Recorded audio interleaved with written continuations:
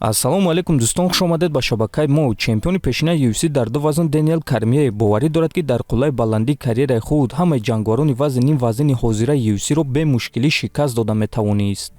агар ки ҳозир мо дар қуллаи баландии карьераи худ мебудум, пас ҳамаи ҷангварони вазни ним вазнинро шикаст медодум, чунки ҳозир дар ин вазн ягон гӯштингир нест. агар мо дар қуллаи баландии карьераи худ мебудум, бо эҳтимоли калон мо бо Перейра меҷангидум, чунки ӯ аз ҳама ситораи калон аст. аз чемпионҳо бошанд, доимо пули калон кор кардан мехоҳанд. вақте ки ман дар вазни ним вазнин баромад мекардам, топ 5 вазни мо чунин буд: Ҷон Ҷонс, Райан Байдер, Фил Дэвис, Рашад Эвенс. ҳамаи онҳо чемпион оид ба гӯштин буданд. дар вазни мо гӯштингирҳо бисёр буданд. ҳозир бошад гӯштингирҳо нестанд. аз ҳамин сабаб агар ки ман ҳозир баромад мекардам, пас дар вазни ним вазнин баромад мекардам, на дар вазни вазнин, гуфтааст Кормие. хотиррасон мекунем, ки Дэниел Кормие чемпиони вазни ним вазнин ва чемпиони вазнини UFC буд ва дар ҳар дуи ин вазнҳо камарбандҳои худро ҳимоя карда буд ва ӯ ягона ҷангвар дар таърихи UFC аст, ки дар як сол ҳар дуи камарбандҳои худро ҳимоя карда тавонистааст.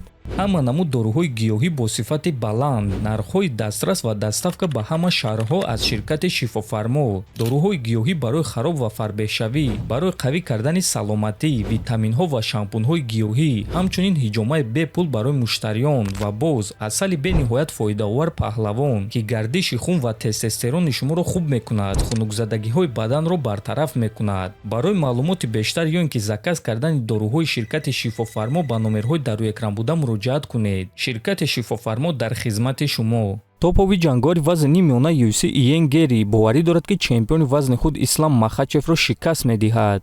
вақте ки ма Ислам Махачевро шикаст медиҳам, ягон кас дар сайёра баҳона ёфта наметавонад, чунки ма беҳтарин ҷангвар новобаста аз вазнро шикаст медиҳам. баҳонаҳо тамом мешаванд, баҳонаҳо намемонанд ва онҳоро накобед. ма беҳтарин ҷангвори панд-фу-панд дар сайёра мешавам, чемпиони ҷаҳон мешавам ва ана ҳамон вақт мо хашмгинона ҳимоя кардани камарбандро оғоз мекунем.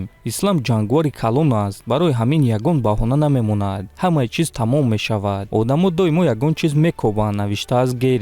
хотиррасон мекунем, ки Иен Гери яке аз довталабон барои камарбанд аст, лекин ки рақиби навбатии чемпион Ислам Махачев мешавад, ҳоло маълум нест.